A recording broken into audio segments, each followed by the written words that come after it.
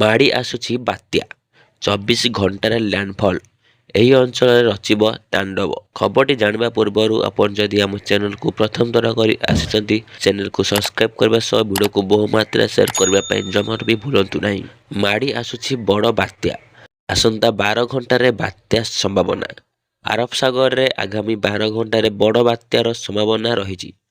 ଚଳିତ ବାତ୍ୟା ଋତୁରେ ଏହା ପ୍ରଥମ ବାତ୍ୟା। 24 ଘଣ୍ଟାରେ ବାତ୍ୟା ଅଧିକ ଘନୀଭୂତ ହୋଇ ଭୀଷଣ ବାତ୍ୟାର ରୂପ ନେବ।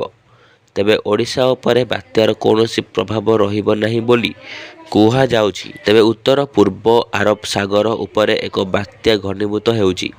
ଆସନ୍ତା 24 ଘଣ୍ଟାରେ ଏହା ଭୀଷଣ ବାତ୍ୟାର ରୂପ ନେବ। ବାତ୍ୟାଟି ବର୍ତ୍ତମାନ ଦ୍ୱାରକାରୁ ପ୍ରାୟ 240 କିଲୋମିଟର ପଶ୍ଚିମ ଦକ୍ଷିଣ ପଶ୍ଚିମ, ପୋରବନ୍ଦରରୁ 270 କିଲୋମିଟର ପଶ୍ଚିମ, ନାଲିଆରୁ 280 କିଲୋମିଟର ଦକ୍ଷିଣ ପଶ୍ଚିମ ଏବଂ କରାଚିରୁ 400 କିଲୋମିଟର ଦକ୍ଷିଣରେ ଅଛି। ଆସନ୍ତା 12 ଘଣ୍ଟାରେ ଏହା ବଡ଼ ଧରଣର ବାତ୍ୟାରେ ପରିଣତ ହୋଇ ସମୁଦ୍ର ମଧ୍ୟରେ ବଳ ଗୋଟାଇବ। 24 ଘଣ୍ଟାରେ ଭୀଷଣ ବାତ୍ୟାର ରୂପ ନେଇ ପଶ୍ଚିମ ଦକ୍ଷିଣ ପଶ୍ଚିମ ଦିଗରେ ଗତି କରିବ ଏବଂ ଶନିବାର ସୁଦ୍ଧା ଓମାନ ୟେମେନ ଆଡ଼କୁ ମୁହାଁଇବ।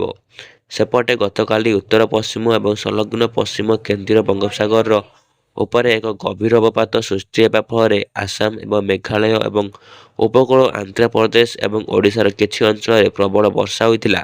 ଏହି ଅବପାତ ଗୋପାଳପୁର ନିକଟରେ ଓଡ଼ିଶା ଉପକୂଳ ଅତିକ୍ରମ କରିଥିଲା। ପବନରେ ସର୍ବାଧିକ ବେଗ ଘଣ୍ଟା ପ୍ରତି 55-56 କିଲୋମିଟର ଥିଲା।